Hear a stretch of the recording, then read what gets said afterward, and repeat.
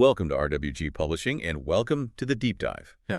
Today we're embarking on a pretty fascinating journey, I think, into the world of writing. That's right. Our mission here is to really dig deep and pull out the most important nuggets of knowledge, the insights for anyone out there looking to start writing or, take their writing further. Yeah, get going on that book idea. Exactly. Mm-hmm. Think of this as your shortcut, packed with, well, surprising facts and really practical steps. And it's all drawn from Bill Vincent's guide. Write Your Way to Success, Mastering the Art of Book Writing. Absolutely. And, it's crucial to get this right from the start. This isn't just for people dreaming of writing the next bestseller. Right, not just novelists. No. Bill Vincent's system, it's been tested for, 17 years? It's equally valuable for business owners, entrepreneurs, really anyone wanting to use writing to, build a brand, share their expertise, or just tell a story that matters. So it's about finding that rhythm, that creative capability. Right, exactly. And making that leap, whether it's professional or personal. Okay, let's dive right into the core then. Bill and Vincent starts off strong, emphasizing writing well as a fabulous communication tool. He says it's empowered us to succeed. Sounds like it's way more than just, words on paper. Oh, definitely. The power of writing well, as he puts it, it goes way beyond just making money. He really hammers home this idea that writers can move world's mountains with their words. Wow, that's a big claim. It is, and it makes you think, doesn't it, about the difference between someone just chasing $1 million, feeling all that pressure, versus someone who finds that genuine inspiration when they're really focused. True success, he argues, isn't just ambition.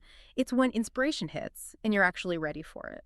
That contrast between ambition and inspiration really resonates. And he uses this brilliant analogy. You mentioned it before we started. Oh, the stadium one. Yeah. Imagine someone offers you $1 million to talk live, on camera, biggest stadium ever. Most of us. Yeah. Terrified. Completely paralyzed, probably. Yeah. But then change the game. Ask someone to write those exact same words. Suddenly, earning that $1 million by just, crafting a page of text, it seems, doable. Almost easy, even. It's such a great way to put it. It really highlights how underestimated the power of written communication is. Yeah. Maybe less intimidating than speaking. For sure. Much more accessible for many. And from that basic power, he then gets practical. Crafting your writing space. He talks about this ideal environment. A room closed off from the rest of your daily routine. That idea of a sanctuary. Yeah, I get that. It feels like those small choices about where you work can make a huge difference to your creative flow. Is he saying it's essential? He frames it as pretty critical, for consistent work. He goes into detail, organize it for efficiency and beauty, good lighting, a supportive chair, tasteful colors, things that help creativity not distract. Right. And importantly, invest in good tools. Pens that don't skip, keyboards that don't stick, little frustrations like that. They can really chip away at your focus before you even get started. That's so true. Those little things add up. And the book also mentions something deeper, like an immaterial aspect to this space. Exactly.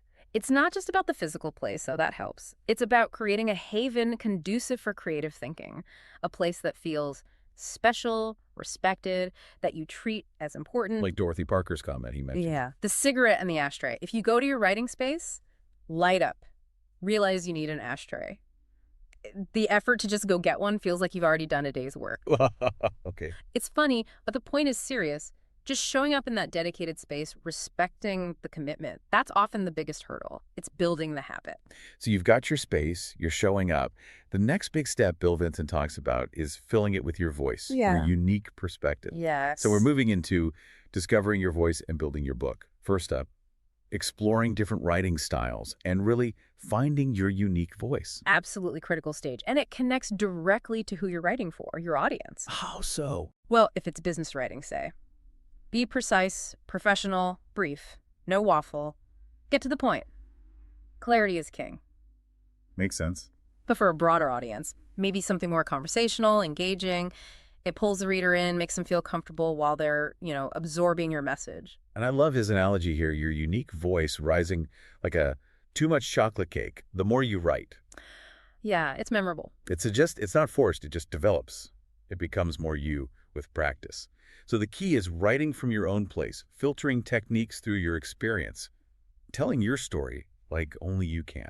Exactly. Like Dr. Johnson said, making new things familiar and familiar things new, that's the magic of a unique voice. Okay, so from voice, we get into the nuts and bolts. developing characters and plot, mastering the writing process. He has an interesting take on ideas, doesn't he? He does. He points out that ideas are rarely totally new. They bubble up from our memories, our experiences, but we always tweak them, add our spin. And characters, they need to behave like champions, consistent, motivated, pursuing their goals. So the practical steps are brainstorm, organize, create characters that feel real, flawed, but relatable, characters readers actually care about. Precisely.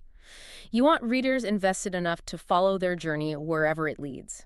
And he mentions this concept of the passive authority that comes with writing a book. What's that about? Yeah. That's about the credibility you gain just by being a published author. It's not something you shout about. The book itself speaks for you. It grants you a certain level of respect, of authority in your field. Quietly powerful. I see. But to get there, you need that commitment, that behavioral contract with yourself. Which brings us to the outline.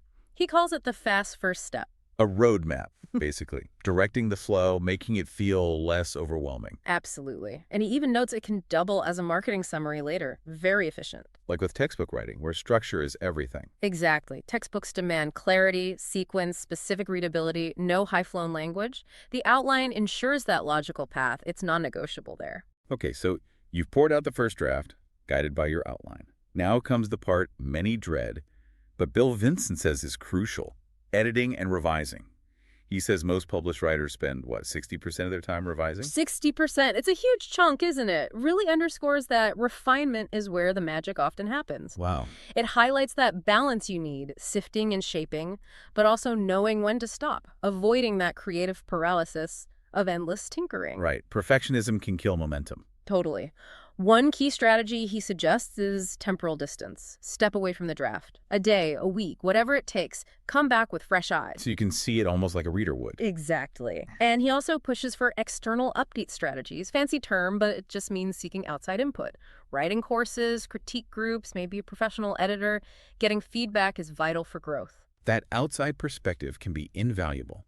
Okay, let's just pause here for a sec.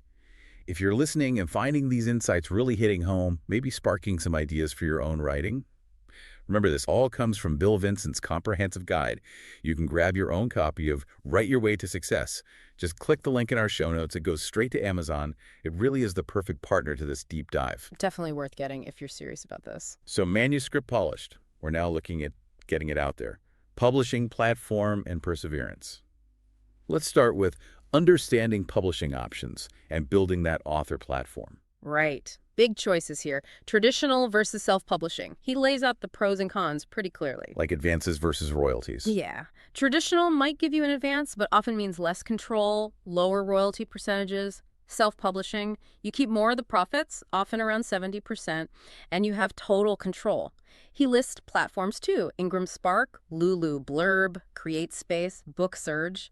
Lots of options now for print or ebooks. And the author platform. His rule is, as soon as possible. Your book is your business card.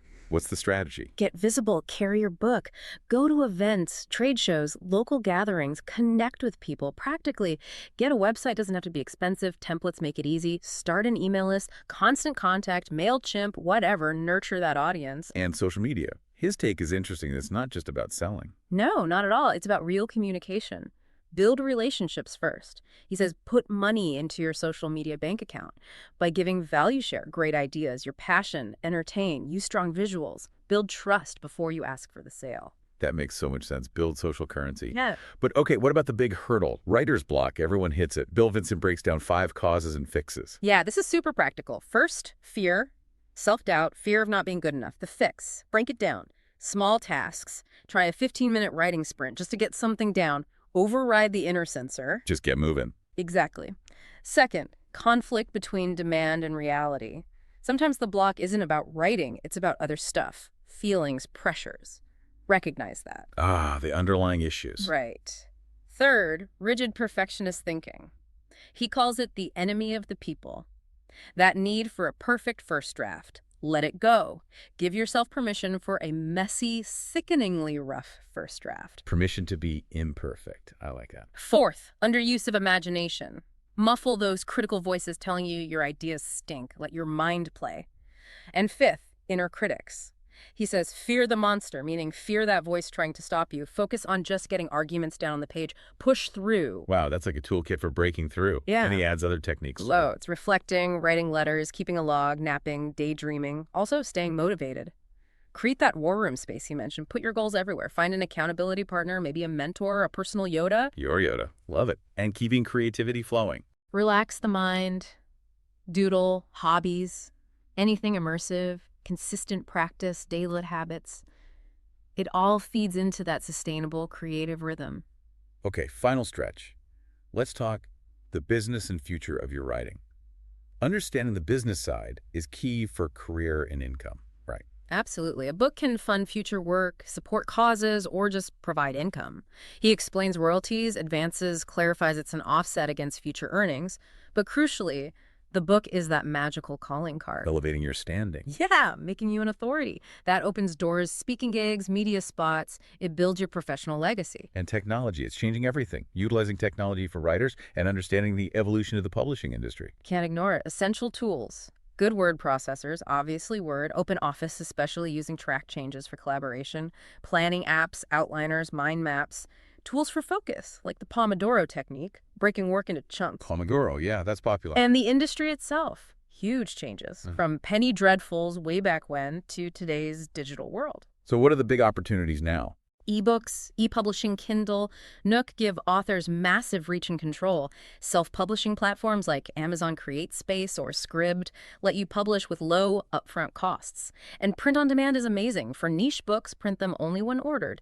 No huge, risky print runs. It really has democratized things, hasn't it? It really has. So, reflecting on this whole deep dive into Write Your Way to Success, it's clear that writing successfully, it's this mix of art, discipline, and, well, being a bit business savvy. It really is. It's more than a hobby. It can be a real occupation, turning your ideas into something tangible, something impactful. Yeah. So for you listening, maybe think about what you've enjoyed most in your past writing. How can these insights help you find more clarity, more growth? Just getting words down, figuring out what you really think.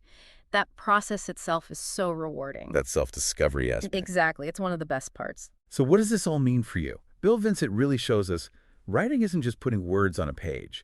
It's about transforming ideas into impact, building a creative life, embracing a journey that's, well, deeply personal, but also incredibly rewarding.